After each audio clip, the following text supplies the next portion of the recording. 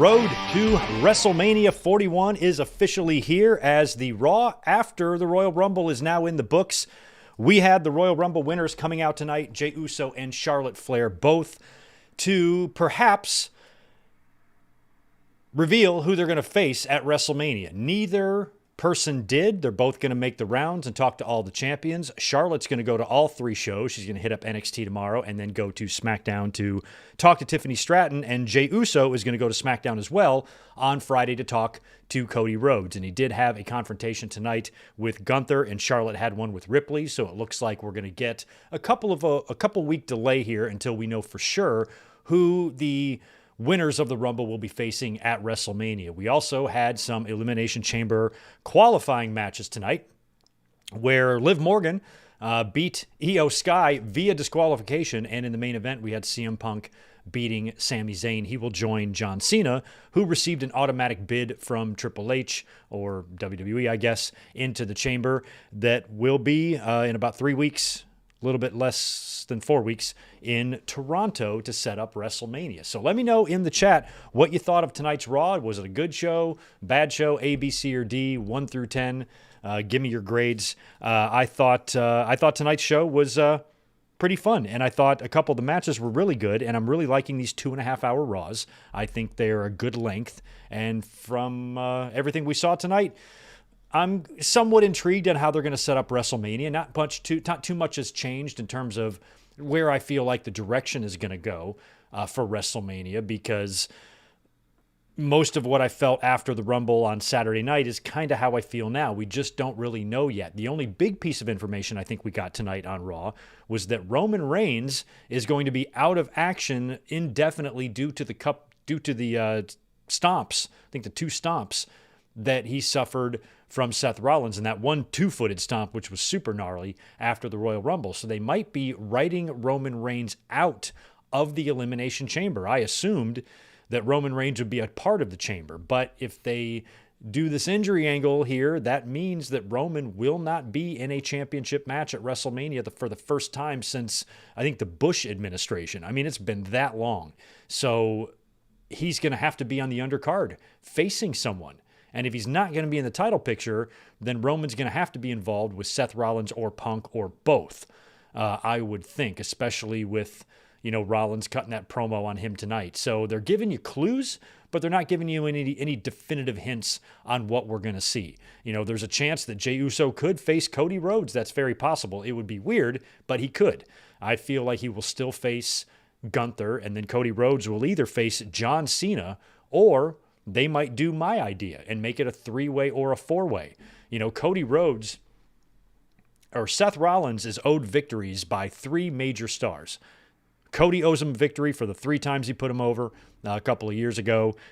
Punk owes him a victory from the January 6th Raw. And Roman owes Seth Rollins a victory as well. And so if they were to do something like book a fatal 4-way, have Cody defend against Punk, Rollins, and Roman, I would be in favor of Seth Rollins walking out of WrestleMania as the champion. So there's lots of crazy things they could do. One thing that's not going to be, one thing that's not going to happen is Sami Zayn being involved in a title match. And since he was attacked tonight at the end of the show by Kevin Owens, that sets up likely Kevin Owens and Sami Zayn one-on-one at WrestleMania, which can still be good. I just think it would be better if it was for, like a major championship. So we've gotten some clues, and they're starting to lay the groundwork for Mania, but we still have to get through the Elimination Chamber first. Still a lot of questions to be answered there on the men's and women's side. And we also had one last-minute transfer window addition to Monday Night Raw with AJ Styles coming over to join the brand. So that's some of the major news that we saw on the show tonight. I do want to get into the results, though, a little bit at a time. We are also going to get into some wrestling news, as well as answering any of your questions, and of course all of the super chats in the comments there. We'll definitely be getting into that. And I do have some news tonight on Drew McIntyre. Apparently he was really pissed off after the Royal Rumble. We've got news on Alexa Bliss's new deal. Janelle Grant finally amended her complaint and filed that on Friday, and it was loaded with crazy stuff. We'll talk a little bit about that. We also have the next season of Dark Side of the Ring on the horizon, and we'll probably talk about Charlotte and Andrade as they have split up according to the news today. So we'll get into a little bit of that, and then I'll be getting out of here. And thank you to everyone who was here for the watch along tonight for Raw. Did want to watch this one live because I felt like we could see some cool things. Normally, right after the Rumble, there's some big confrontations with champions and whatnot. So I kind of wanted to see that because I was interested to see what Charlotte and Jey Uso were going to do and what they were going to say. And I think the most interesting part of the whole night was Charlotte and her promo. And I already on social media, I've seen a lot of people feeling bad for her. And Charlotte is so overwhelmingly disliked. Maybe this is just the thing to get the fans to lighten up on her a little bit. But we will be talking about Charlotte here in just a little bit. Let's kind of run through what we saw on Raw tonight. We had Jey Uso opening up the show from the concessions or arena area, coming through the crowd with that great entrance decked out in Cleveland orange, which is where Raw was tonight. And he came out for his absolutely spectacular entrance, which I've always put over as being just as big, if not bigger, than what Daniel Bryan did with the Yes movement. It's pretty incredible. You know how over he is, and I think his WrestleMania entrance is going to be something to behold, that's for sure. So Jey Uso came out.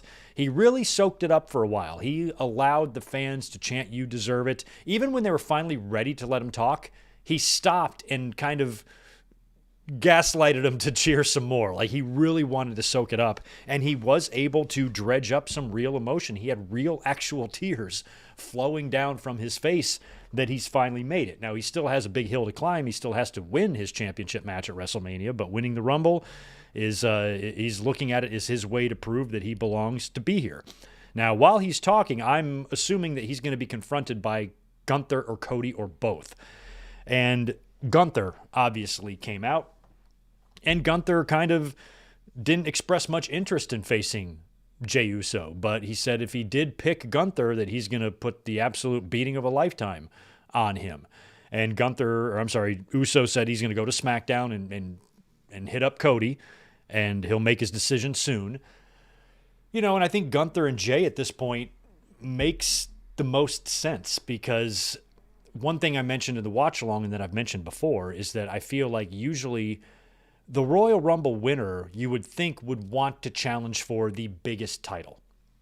And since the World Heavyweight title is kind of new, it's looked at as a secondary title. You would think that since Cody is really the top of the mountain, that whoever wins the Rumble would want to challenge him naturally. And so a lot of fans' complaint with Jey winning is, oh, why would we see Jey and Gunther? Because we just saw it on Saturday night's main event.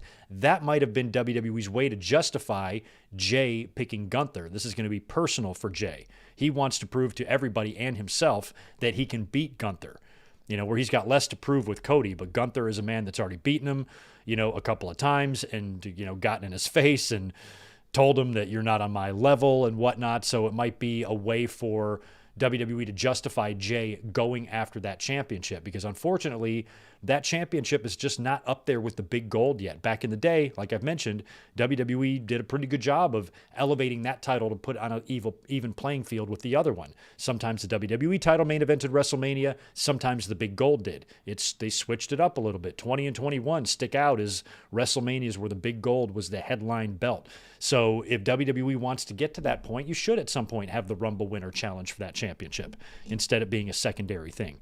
And since Elimination Chamber is a stadium show, it would make more sense for that champion to face, or that winner to face Cody's for the title, especially if you load it with stars. And look at the first two names that are in there, Punk and Cena. You know Rollins is going to get in, so that's going to be 3. Roman is still up in the air. You could throw Roman in there, and you're probably going to get Logan Paul as well, and then, you know, one other guy. So McIntyre, like, think about that field if it turns out to be those 5 guys. That would be absolutely wild. But it also looks like McIntyre might be moving into a WrestleMania program with Damian Priest, which doesn't sound great, but maybe they can make it good. But not everybody can be in the championship match. And so that's why I think this year at WrestleMania, having a multi-man match might be a good idea, because you've got so much star power at the top. You know, unless you do Cena and Cody one-on-one, I could totally see them doing a 4-way or a 3-way for Cody's title. And since there are some favors owed, Paul Heyman owes CM Punk a favor, Cody Rhodes owes Seth Rollins a favor for everything that Seth did for him last year. you could have storyline ways to get to a multi-man match if that's what you chose to do. So I still think that's very much up in the air for Cody's belt. But for Jey's belt, I think it just might be him and Gunther. And it would be weird and somewhat predictable if they, go the next, nearly 3 months almost until WrestleMania to build on this, and then just for Jey to do what Sami Zayn did last year. Feel like there's got to be more to it than that. So I don't know what that's going to mean for Jey, if they're just going to go the predictable route and he's going to go in and win, hold the belt for a little while, and then wind up losing, and maybe Gunther can go over and win the other title. I don't know. I also think John Cena, if he doesn't come out as the victor in the Chamber, then he looks at Money in the Bank as his last opportunity. And his final opportunity will be that. He'll win the Money in the Bank and maybe not win the Chamber. And maybe John Cena and Logan Paul is the match they do. So I think it's either going to be Cena and Logan or Cena and Cody. Those are the only 2 matches left for Cena, I think, at this point for WrestleMania. It's got to be one of those. Can't see him really working with anybody else. So it depends on what they're going to do. But I think all of that stuff still is up in the air. And as of the post-Rumble Raw, we haven't gotten any concrete answers yet. And that's okay, because WrestleMania is still far off. What I'm happy about is we didn't have any funny business this year, like The Rock coming out and Cody telling us that he's not going to get his match at WrestleMania. I'm so glad that we don't have any of that going on. Whatever's going on in WWE right now sounds like it's all planned, and they're not back there flying by the seat of their pants waiting for Dwayne to make up his mind. So we're in a much better spot, I think, creative-wise, for this year's Rumble, or for this year's Mania, and hopefully it just continues to be good. Now, the first match we got was Penta defeating Ludwig Kaiser. Ludwig, of course, got eliminated by Penta in seconds at the Royal Rumble. So that match was up next. It wasn't bad. Lasted a little while. It was pretty good. Cole and Pat McAfee acknowledged J.D. McDonough's injury from last week, and there was a little backstage Judgment Day segment where Dom and Balor and everyone had to work some stuff out. And then we get to Charlotte Flair. Charlotte Flair has returned. She was out about 45 minutes into the show to come out, and we were talking in the chat. We weren't even sure if she was a babyface or a heel. We didn't really know, but I had the feeling she was going to be a babyface because she's been gone for a while, so WWE is going to bring her back as one. But unlike Jey Uso, she just isn't. The fans just still haven't washed out that taste out of their mouth. Charlotte and Jey Uso had an alarming amount of dislikes on the YouTube videos for completely different reasons. There's an audience of wrestling fans that kind of smugly think that Uso can't wrestle and that type of thing, and I don't think that's the case at all. I'd like for him to sharpen up his ring work a bit, because he does seem slow out there at times, but we know that Jey is capable of more than that. Where Charlotte, her deal is just, the fans are just not over her being crammed up their asses for so long. And so now when she comes back and the first thing she does is win a Royal Rumble, all that does is dredge up all those feelings. I do not think like that, and don't have that thought process where it triggers me into immediate outrage. I'm just above that. I was like, but a lot of wrestling fans operate that way, and WWE needs to be smart enough to know that they're not wrong. These fans who have these opinions, these overwhelmingly strong opinions about Charlotte, they're not really wrong about the perception of those. I don't believe WWE is in a position now to where Charlotte should be just dictating what she does and everything. They should not be allowing her to do that, and I believed that they don't.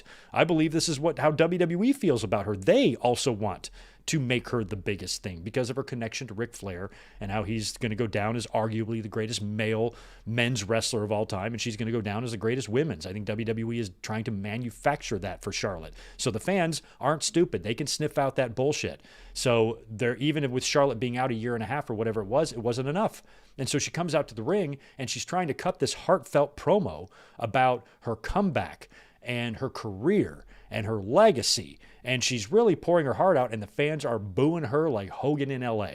And I was wondering I'm like, does WWE know this is going to happen? And then she's going to turn and snap on all of us. And, she did sound like she was barking back at the fans a little bit, but you could tell it was probably a little bit surprising to her, but it shouldn't have been. It wasn't surprising to me, the reaction she got. So I Don't know how that's going to affect what she's going to do at WrestleMania, if it's going to be a pivot, because if the plan was, or they might want to see how she's received. Well, the Performance Center will be a weird vibe to try to get, but SmackDown, we'll see how she does there.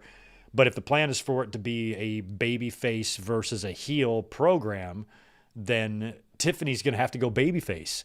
And I honestly think that Charlotte is just better as a heel. She is a natural heel. She comes off that way. You can't come out like, I mean, for one thing, you can't come out to the ring wearing the shit she was wearing tonight. You know? That just screams heel. I mean, Seth was wearing that stuff as a heel, and he's kind of transitioned into a face now, but you can't come out there, you know, wearing that obnoxious yellow raincoat and then think the fans are going to cheer for you and emotionally get behind your promo. You look like a fucking dickhead. So, of course, they're going to boo her just based on her appearance, because that's a heel outfit. It looked awesome, but it's a heel outfit. I'm sorry. So she is trying to talk, and the fans are just booing her all to shit, which, you know, you got to feel bad for her, but at the same time, WWE should have known better here. You know, she's a better heel. She naturally has heel tendencies in her voice, in her promos, and she's very good at being entitled, you know, an elite and that type of thing. And I think she's just naturally good at that. She's a natural heel. She's not a natural babyface.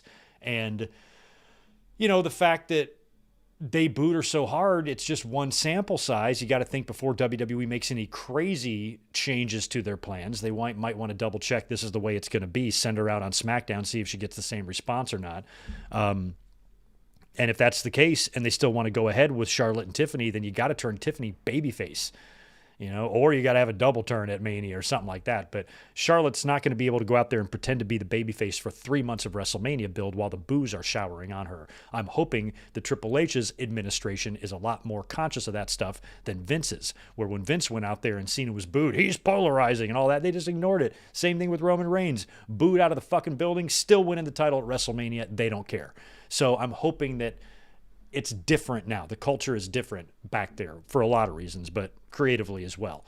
So I think that they're going to have to reevaluate now because the fans, they just don't like her. And you know what? It sucks because that's WWE's fault. Imagine if any other woman in the company got the Charlotte treatment. What if Charlotte was treated like Bayley and Bayley was treated like Charlotte? Then Bayley would get all the heat. You know, because the fans just, you know, they don't like when the WWE tells you this is going to be the top star. They usually like to decide that. So I think Charlotte was done a disservice. Yes, she won a fuck ton of titles, and she's going to go down as the most decorated women's athlete of all time in the company, but was that worth it? Was that worth it for what it, you know, what it did to your reputation, you know, where everybody kind of feels like your entire career and run was manufactured, and it really wasn't, because Charlotte is a good wrestler. She was a big part of changing from the diva culture to the women's wrestling culture. That joke of a championship they had for so many years, where women's wrestling was nothing but a sideshow. Now it's on equal footing for the men, or with the men, and Charlotte is one of the big reasons why we are here right now. So she does deserve that respect, but WWE did so much damage to the fans' minds with her that I might give the fans shit for being so predictable and programmed to hate her, but they don't. They have a point, you know? Like, it's really hard for me to disagree on a large level with them because I get it. I totally do. So they found out tonight the hard way that Charlotte isn't what you think she is. And I think the only way at this point to really salvage this is to have her go heel and have her turn on the fans now. You guys disrespected me at my most vulnerable time, so fuck you. Not only am, you know, I'm no longer going to care what you guys think of me, I'm going to just work even harder to win more championships. If I had a desire and a personal goal to win 3 more championships, I now have a personal goal to win 12. I'm going to make your lives absolutely miserable, and I'm going to retire a 30-time champion in this company. And that should be her motivation. We are her enemy. And bring it on. That would be fun. But unfortunately, Charlotte got her ass booed hard tonight. And then she was interrupted by Rhea Ripley. Rhea Ripley came down, And I've mentioned the possibility of these two facing at WrestleMania because they've already faced twice. The horrible PC show, and then at 39 where I was, and that was a great match. So we are owed a rubber match here at some point, and Rhea Ripley came in and practically begged Charlotte to pick her. She wants to pick her so she can beat her. But Charlotte said she's going to go to NXT, talk to Julia. She's going to go to SmackDown, talk to Tiffy. So we're going to have to wait at least a week for Charlotte to make any sort of plans here. And I think with everything else that went on with Rhea Ripley later on in the Io Sky match, I'm not really feeling Ripley and Charlotte. I think Charlotte probably will still challenge Tiffany Stratton, most likely, especially if Tiffany runs her mouth on SmackDown and says that I'm going to be the new Charlotte or bigger than you ever were or something like that. And then Charlotte's going to be like, all right, little girl, I'm going to have to remind you, the pecking order around here. And that's kind of the story. Maybe that. All right, so after the Charlotte promo, by the way, all of these super chats, we will be getting to them when we're done. We get a New Day with some New Day music. Finally, they get a new theme. I didn't hate it because I was never a fan of the old theme. Even when New Day was super over, that song, in my opinion, lacked energy. I liked it, but I think it needed just more stuff in the background going on. There was way too many pockets of silence. You know what I mean? It was a quiet song. The beats were quiet and slow, and I wanted it to have much more energy. You could still keep the New Day song, but just have some background shit going on. Make it a better theme. I just never a fan. So a lot of fans didn't love this one that they came out to, but I did because it wasn't the old one. So they have a new theme now. That's great. They defeated Dragon Lee and Rey Mysterio. But when they came out, they cut a promo. They were pissed that they got left out of the Royal Rumble. And I think that was smart because having them in there would only get the fans' hopes up that Big E was coming out. So I guess it was like management that kind of snubbed them there. So that was cool. So they picked up a win over Dragon Lee and Rey Mysterio when Logan Paul came out. Logan Paul will be facing Mysterio next week in an Elimination Chamber qualifier. And he came out to kind of help the New Day get the win there, and we'll see if that leads to Logan also beating Rey Mysterio. It probably will be. After that, I believe, is when the announcers informed us that Roman Reigns will be out indefinitely due to the double stomps that he suffered from Rollins at the Royal Rumble. So this is interesting. I think one of two things is happening here. They're either writing Roman off of TV to give his character an excuse for not being in the chamber, or they're writing him off TV to bring him in on the go-home show, like the SmackDown go-home, and then he shows up as the final guy. Maybe he gets, WWE's passing out automatic bids, right? So what they could do, since they've already given Cena a bid, is maybe you get down to your final qualifying match on the go-home SmackDown. The winner gets in. And it's a double countout or double disqualification or a no contest. And then Nick Aldis comes out and says, well, we already have the Chambers tomorrow. There's no time to do another match. Since John Cena got an automatic bid, I'm choosing to give an automatic bid of my own, the original tribal chief, Roman Reigns. And Roman Reigns gets in via automatic bid, or maybe some strings that Paul Heyman pulled. Paul Heyman could be the one, hey, if Cena's getting an automatic bid, why doesn't Roman Reigns? And that's how you do it. So I still think Roman's not guaranteed to not be in the chamber because it is a stadium show. It's in the Sky Dome in Toronto. I feel if you stacked up that chamber with your 6 top remaining stars outside of the Rumble winners and outside of the champions, you take your top 6, which would be Roman, Cena, Punk, Rollins, Logan, and probably Drew. That should be your 6. And if that's your 6, think about that. Who the fuck gets eliminated first in that scenario? Logan? It's crazy. So if that's the chamber, that's probably the sexiest chamber match of all time. So why wouldn't you do that? Why wouldn't you do that? We might. Anyway, Roman Reigns, we'll see if he gets in or not. Let me know in the chat if you think he has any chance to get in. I hope he does. After that, we got a Punk interview. We got a recap of the iShow Speed stuff. And then it was time for the Women's Chamber qualifier. Liv Morgan taking on Io Sky. Now, prior to the match, Io was talking to Rhea Ripley, and then she was attacked right after that by Liv Morgan and Raquel. And then Ripley came in to try to help out. Well, I guess she was attacked by Liv. And then Rhea came to chase off Liv, and then Rhea was attacked by Raquel. So Io was coming out kind of not 100%, but the match was tremendous. It was a great match between these two. It was really, really good. And we kind of had a feeling that we were going to see Ripley out there. Raquel repeatedly kept jumping up on the apron to prevent Io Sky from executing her moonsault. So finally, at the end, Rhea Ripley runs out there, luckily with no music like I called. I said, if Ripley comes out here, she doesn't need music. So she runs out there, takes out Raquel, but then Liv tries to grab her through the ropes, and Rhea turns around and wildly swings and lands a right hand to the face of Liv Morgan right in front of the referee, who then rings the bell and disqualifies Io Sky, and Liv Morgan is now advancing to the chamber. Now, they teased Ripley and Io on the January 6th Raw, and some of us thought that we could see that match at WrestleMania. I thought Io would go over here. I thought that Liv and Raquel would probably head into WrestleMania as tag champs. They probably still will, but Liv just got done with that long run. She is not going to be winning any championships at WrestleMania. She's not even going to be in a world championship match. No way. So Liv is ruled out. So I kind of thought that Io would win this here, but since she didn't, and it was Rhea Ripley's fault, shit, we might just do Rhea Ripley and Io Sky at the chamber for the title. That might be what we do. If they don't do that, then what I would like to see is Io Sky get one of those like last chance opportunities, a last chance battle royal or a last chance one-on-one match between a couple of the losers or something like that, because she kind of did get, wrongfully screwed over here.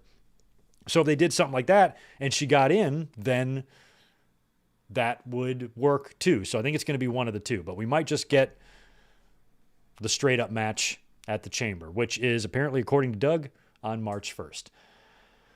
Then backstage, we get Chad Gable telling the rest of his crew that he's going to leave them for a short time as he moves on to his personal journey of conquering Lucha Libre Wrestling. So I don't know what this means for Chad Gable.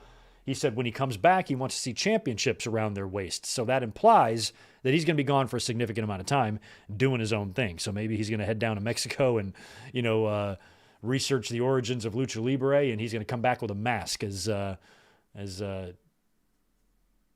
Shorty G or Shorty Chad, something like that. So right before the main event, we get Seth Rollins coming out there in all black, this black trench coat and Macho Man hat and 90-year-old lady glasses. And he's very happy because even though he lost the Royal Rumble, so did Punk and Roman Reigns. And he talked shit about Punk. He talked shit about Roman, talked shit about Logan Paul, and he was pretty heavy on the Roman Reigns stuff. And of course, he's the one credited with knocking Roman out of action after he hit him with the double stomps at the Rumble. So, something's got to happen there with Rollins and Roman. It could just be Rollins and Roman one-on-one. We still don't know what's going to happen. I think Punk winning the chamber and facing Cody would be super fun. And maybe that's what we do. You could pair them off that way. Punk and Cody, Rollins and Roman, and then Cena and Logan. That could work. You could also pair off John Cena and Cody. And then you could pair off Punk, Roman, and Seth in a triple threat. And you could still do Logan and... Well, I guess you could do Logan and Punk. And then Rollins and Roman. So there's lots of things to do here. But they're starting to imply that whatever Rollins is going to do at Mania is going to be Roman Reigns related. So it might be a story here with Punk and Rollins, or Rollins and Reigns trying to keep each other out of the chamber, I don't know, or out of WrestleMania. So Rollins had a lot to say. And then he asked Sami Zayn to come out. And Sami Zayn is due up next for his match against CM Punk. So Zayn comes out, and Rollins just basically gives him a pep talk, just tries to really amp him up, talk about all the horrible things about CM Punk to really try to drive and motivate Sami Zayn to beat CM Punk, because Rollins does not want Punk in the chamber. And then he leaves. It's time for CM Punk's entrance. They kind of get in a little pull apart in the entranceway there. So Rollins, we thought we might see him in the finish here, and we did not. So Punk and Rollins then have their one-on-one match. Punk and Sami. And this is only Punk's, second match on Raw in 10 years or whatever it is. So The match turns out to be pretty good. It's their first one-on-one match ever, which is crazy. Even though they've both been through Ring of Honor in various places, it's their first time in the ring together. And they used to have beef. And when Punk came back, apparently whatever that beef was has been squashed and dealt with, as has all of Punk's beef, as everybody he's gotten in the ring with right now so far has been able to work with him. And many times they're putting him over. First McIntyre, then Seth, now Sami. So Punk is really, picking up the steam here on the wins. He's starting to stack up and rack up some wins. That's positive momentum. So he should be possibly the favorite right now to win the Chamber. It just depends on what they're going to do. So it's now Punk and Sami. It was a good match. I ended up enjoying it. A lot of cool near falls there. And with Punk and Sami, Punk during the match, was even screaming at him once that you're not on my level and that type of thing. While Sami Zayn fell short on a couple of huluva kick attempts, he did counter, I think, 1 or 2 GTSs, but in the end, Punk was able to land the GTS and actually hit it this time on Sami Zayn after a couple of Anaconda Vice lock-ins as well. Punk finally hits the final go-to-sleep on Sami Zayn and pins him clean for the win, advancing to the Elimination Chamber. After the match, he offers his hand to Sami Zayn. They shake. I guess the story there is Punk was screaming, "You're not on my level," but then after the match, he's acknowledging that Sami is on his level, and that was what the show of respect was for. And right when the show is about to go off the air, and Punk shakes Sami's hand, Punk goes to leave, and then Sami is attacked from behind by Kevin Owens, and Sami goes into Punk and hits Punk, and Punk goes flying out of the ring. And then Owens attacks Sami, beats the crap out of him, and hits a package pile driver onto Sami Zayn. He's still kind of bloodied up on his eye and his face from the brutal loss that he suffered to Cody Rhodes at the Rumble. And that's probably going to be your match now. It's going to be Kevin Owens and Sami Zayn, most likely at WrestleMania. Now, it'll be interesting to see if Kevin Owens gets himself a qualifying match for the Chamber or not. He probably will. So maybe Sami costs him that match. Although Owens didn't cost Sami. He just attacked him after the match. So I don't know how Sami is going to choose to retaliate on that, but that's probably going to be your Mania match there. So that was kind of your Raw in a nutshell. It wasn't packed with a ton of matches. It was a pretty easy watch. And all in all, I think it's setting us up relatively nicely for WrestleMania. I'm still very interested in what they're going to do. And it looks like we still have lots of potential for WrestleMania this year. I like it. Before we get into some super chats and all of that, I do have a couple of other things to talk about. It was reported today by TMZ that Charlotte Flair and Andrade have indeed split. They divorced. And the paperwork was filed last summer, so apparently this was a long time coming. It's a shame to hear that. No word on why this was, but clearly, they're going to be probably working on the same brand, right, if Charlotte faces Tiffany. So I guess everything is okay there, but that's a shame that one did not work out. Charlotte is wrapped up husband number 3. So none of that is really our business. Doesn't matter why or what happened there, but they are no longer together, and that's always sad. The Royal Rumble had several controversies, one being the winner, Jey Uso, but also Drew McIntyre was reportedly pretty pissed off after the match and even stormed out of the arena and didn't even attend the after party. And apparently he was upset about something that was going on during his elimination. And from what everybody can tell so far, sounds like his issue might be with LA Knight or with Logan Paul or with both, as they were both kind of in the vicinity, got bumped into by him when he was eliminated. So I think his elimination was supposed to have maybe a bigger moment there, but a couple of guys got in the way. And he stormed out all pissed off, yelling about how people are trying to get their shit in instead of getting the match over or whatever. And Fightful Select had an update on this the other day. This was what they had to say. And I quote, PW Insider had reported Saturday night that Drew McIntyre stormed through the gorilla position and was vocally unhappy about things, though the specifics were not clear. Fightful has been able to confirm this did occur as PW Insider described, and that nobody was in on it. Specifically, McIntyre was cursing about someone having to get their moves in. A number of other talent have reached out to say they agree with McIntyre and indicate the frustration was on LA Knight. Originally, Priest was to eliminate Drew before Logan Paul's entrance, but I guess that got delayed. McIntyre had been eliminated by Priest, which was to help start a storyline between the two for SmackDown heading into the WrestleMania season, and WWE held an after party for the Rumble, which McIntyre did not appear. So sounds like he was mad. That's, I can understand frustrations happening. I kind of feel like this is a non-issue. I mean, guys getting frustrated and mad. I mean, I work in restaurants, every single night, if we're ever super busy, sometimes frustrations boil over. You might yell at each other. It's all good, so it's probably no different here. McIntyre was just frustrated with what happened. He views it as maybe LA Knight trying to get himself over instead of the match. That's just an issue that needs to be dealt with backstage. It's not really our problem. So these are not uncommon occurrences, especially with a match as clusterfucky as a Royal Rumble can be. Guys are going to get in each other's way and bump around a little bit in there. You're going to probably have some miscues or things that aren't going to go exactly as planned because it's a Royal Rumble. So when I saw the footage, I couldn't really tell. Obviously some guys got in the way, but I wasn't seeing what would warrant a temper tantrum, storm out of the building reaction. So I don't know. Hopefully McIntyre and LA Knight don't have any heat. We will see. Alexa Bliss did return at the Royal Rumble. Humongous pop for her. That was great. And apparently she did sign a new deal as well. This is a quote from Fightful. Bliss had missed the last 2 years while out on maternity leave, and the company had looked into bringing her back. They've officially done that. WWE has hammered out a new 5-year deal with Bliss, as well as Paragon talents Mojo and Steve K. The deal was signed on Saturday, and Bliss was flown to Indianapolis for the Rumble the same day. Prior, Shotzi was originally planned to be in that Rumble spot, so that is a bummer.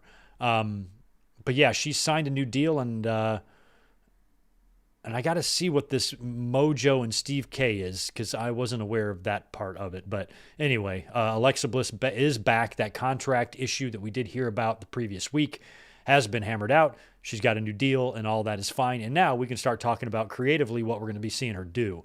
And I think if she does head over to SmackDown and does something with Nikki Cross, I think, Alexa and Liv Morgan had a little bit of a thing in the Rumble too. So you could do Alexa and Nikki against Liv and Raquel for the tag titles.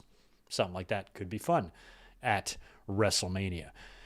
And the final little piece of news here, final two pieces of news I can tell you about. One is Dark Side of the Ring.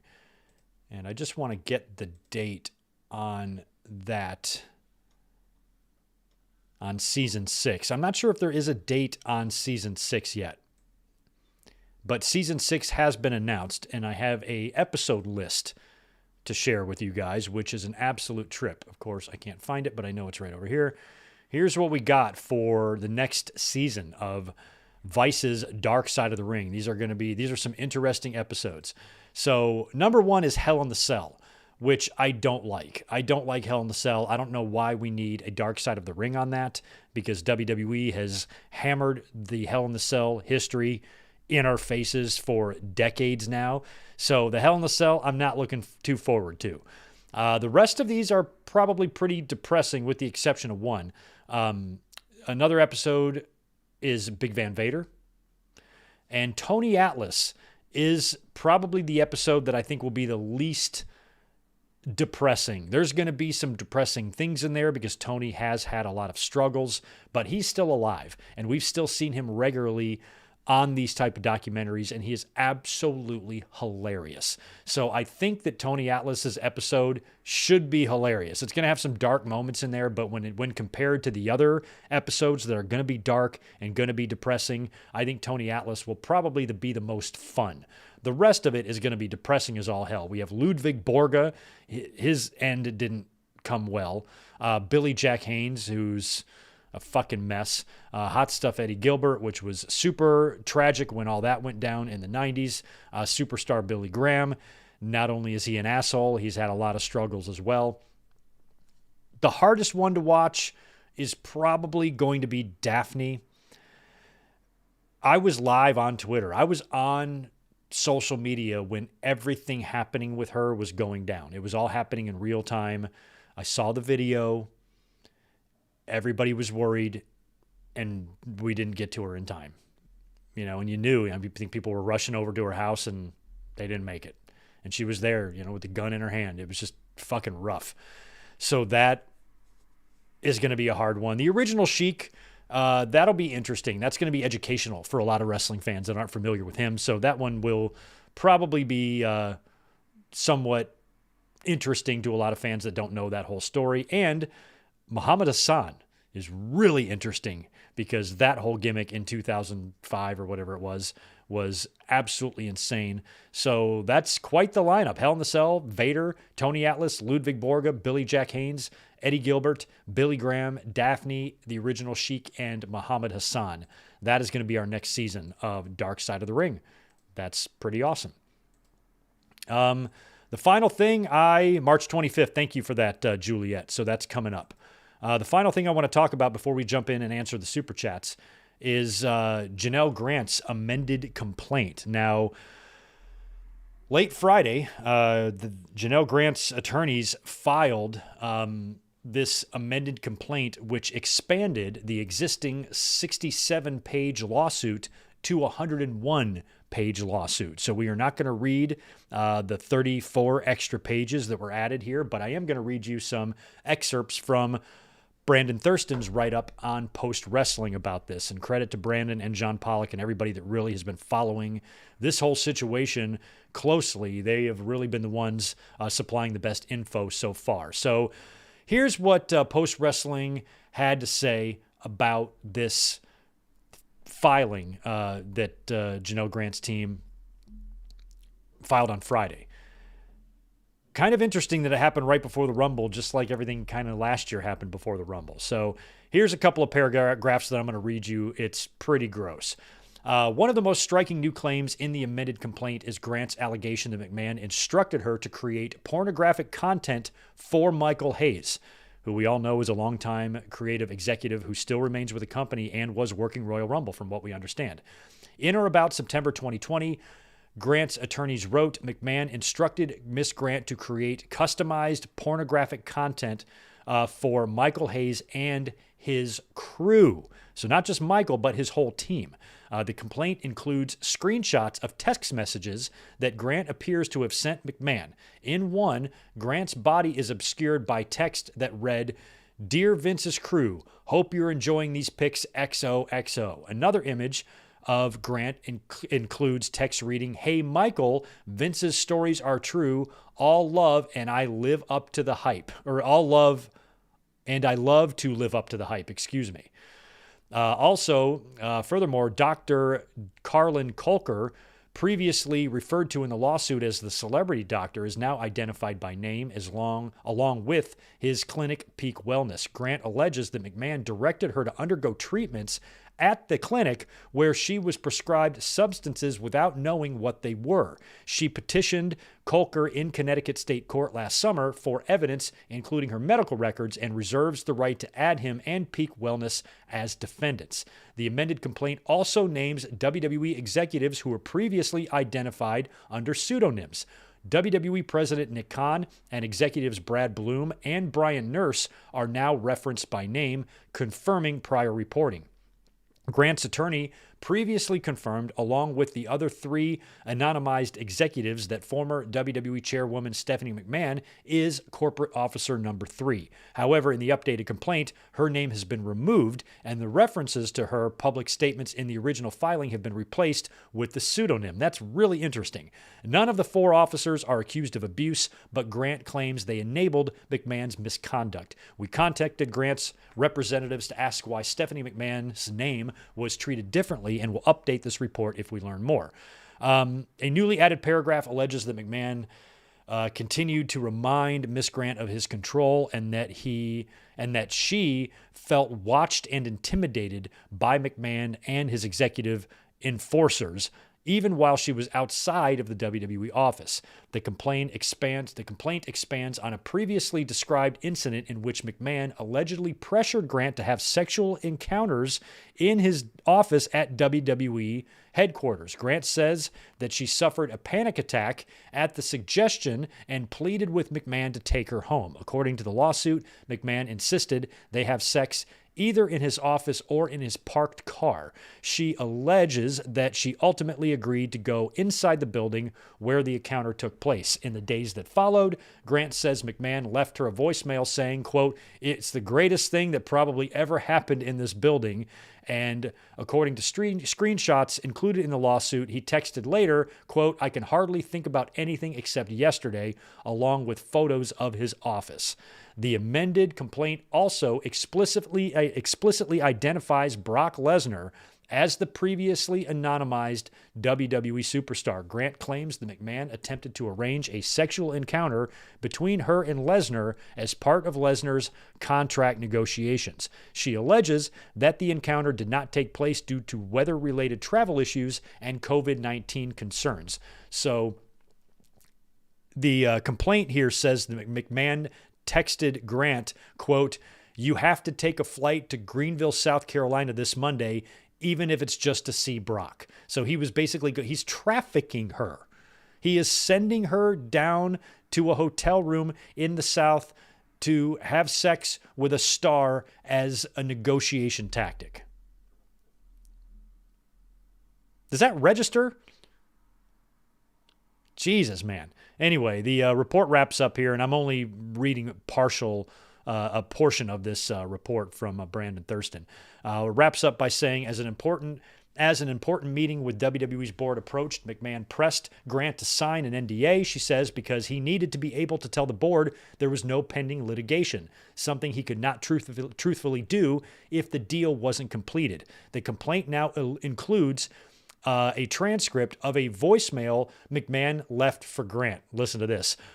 I could do it in Vince voice, but I'm not. So McDivitt is in charge of the fucking audit of the books kind of like thing.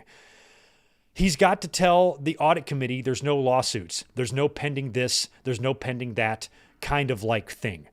And he won't do that and can't legally do it unless I get this thing signed. So we need to work on this really fucking fast, otherwise I'm double fucked. And he also mentions being kicked out of his own fucking company. So McMahon kind of knew he was in hot water here, urging Janelle Grant to sign this NDA so he could effectively tell the auditors that there's no ongoing investigations, and that's why he's in this shitstorm that he's in. So Janelle Grant said that she was going to add to the already existing lawsuit, and boy, did she. So just more gross stuff, but a lot of what was revealed here was perfectly in line with everything we've already read. The first 67 pages of that lawsuit, read like a dirty novel, man. It was disgusting. So this is just more of the same, and we will see how WWE now handles, some of these names being implemented. Now Michael Hayes by name, and Michael Hayes is, his knowledge is going to be required for WrestleMania. I don't know how you punish this. And nobody was accused of abuse. Nick Khan, Stephanie, Triple H, Michael Hayes. I guess Michael Hayes was the recipient, so he definitely played into it. But the others were more accused of just being enablers. But, when you have Michael Hayes, John Laurinaitis, Brock Lesnar, they're clearly even more in the know. I can't imagine Vince McMahon being stupid enough to send any of these text messages to his son-in-law, Triple H, or any other member of his family for that matter. So the whole thing is gross. And we will see, how it all plays out in civil court, and if McMahon is going to have to pay for his crimes here, we will see. But more stuff from the Janelle Grant side, and just an ugly situation all around. But overall, despite that, still a good weekend. We had a fun time watching the Rumble. We had a good time last night watching No Way Out 2002. Thank you to everyone who was here for that. And now we're wrapping up tonight with Monday Night Raw. It's been a fun week. Let's get back to the chat here. I will answer these super chats, and then I'm going to get out of here for the rest of the night. Let me just scroll back up to where I was before. I think the next one I have to hit. First of all, I have to thank the Juliet, who hooked up Todd Anderson with a channel membership. Thank you so much for that, Juliet. And Colin Wright is here with $2. Thanks, dude. Hello, Greg. After seeing your video, all the best. Yes, thank you so much for that. And thank you to all of you for the well wishes. I did post a little bit of a health update on the blood disorder that I came down with. And it was kind of a nerve-wracking couple of weeks waiting to find out if it was anything worse. And once I got confirmation that it was nothing worse, it was able to narrow it down to kind of this. And now I'm going to be dealing with that. And I thought I would post an update about it because, a lot of you are always very concerned. Sometimes when an earthquake will hit in Northern California, thousands of miles away from me, I get people messaging me, checking on me if I'm okay. So I figured that I would share the information with you guys. But I'm going to be all right. It's manageable. I should live a long and healthy life, provided my treatment goes well. And the only thing, that I'm always going to have to live with is I will be under the risk of blood clots and strokes and that type of thing with the type of blood that I have. So that's always going to be a thing. But as long as I treat it properly, I should be fine. So thank you to everybody who reached out. Super nice of you guys. I just know as somebody who lives on YouTube a lot, and I have a lot of other content creators that I like and I watch. And, sometimes I've seen some of their health updates. And so I kind of realized that, I might be that person for other people. So that's why I decided to make the video. So thank you so much for all the support. I appreciate it.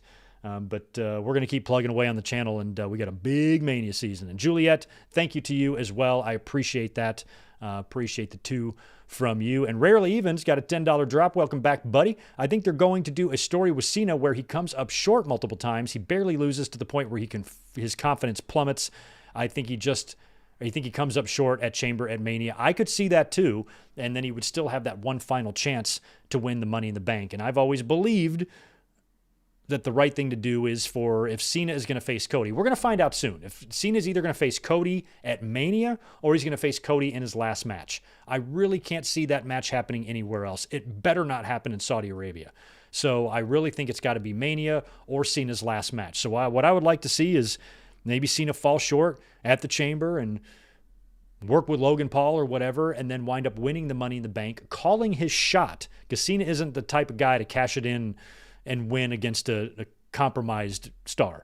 Call his shot, win the championship, hold the championship until December, and then, as I've pitched several times, do a December pay-per-view, completely designed for John Cena.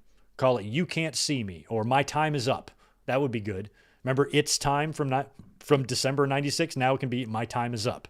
And that's the pay-per-view. And John Cena defends his championship against Cody Rhodes. And John Cena has the opportunity to retire as a champion or retire by passing the torch. And Cody beats him. And Cena hands him the title. And it's a hug. And Cody takes the belt and immediately leaves the ring. And Cena gets to, have the moment with the crowd there. And he literally rides off into the sunset by giving the baton to the next person. And Cody is the closest star we've seen to Cena in terms of his connection with the kids and things like that. So in a perfect world, that's how I book it. If Greg's fantasy booking John Cena's retirement run, I'm having him face Cody last and lose, and if you ever want to turn Cody heel, he can be the one that retired John Cena. So might be fun. Rarely Even 5 more. Seth was dressed like a cheap male stripper. I think he's dressed like an expensive male stripper. I think if you order a male stripper, you guys want to try? Let me see. I can order a male stripper right now and look up how much they are. But I would think that it's actually, my phone is dead. I got to plug it in. I think that Rollins actually looked like a very, very expensive male stripper. I don't think any of that stuff he was wearing, it was cheap. He probably took it from Becky Lynch's closet. And that girl shops at only the best places. Cheap male stripper at an old broad's birthday. An old broad. I love that. I look at a cheap male stripper like Danny DeVito on Friends. That's a cheap male stripper. Seth Rollins. I'd give him a $5 bill. I would. Psh, slap it right on his sexy butt. Thank you for 5 more. Rarely Even. Drew McIntyre is beginning to come off as a crybaby, to be honest. I am surprised that something like that would cause him to blow his stack that massively. And, there was a lot of talk, is this a work? But it doesn't sound like it is. So I don't know what's going on with him. But maybe he just takes his shit seriously and he didn't like what happened. Maybe it's probably, to be honest, on a level that we don't understand. You can look at the footage all you want and make your, give your opinions on whether or not you think Drew is justified to be angry, but we really don't know all of it. We just know what we've heard and what you can kind of gather from watching the footage, but you don't really know what exactly went into that. And we don't know exactly how these Royal Rumble preparations work and how much, you go through before the match. And when something doesn't go as planned, it can probably be frustrating. Like I said, we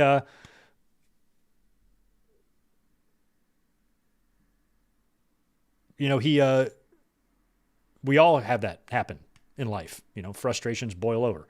I was thinking at the same time because I was reading, I knew that Mojo is Mojo Rawley.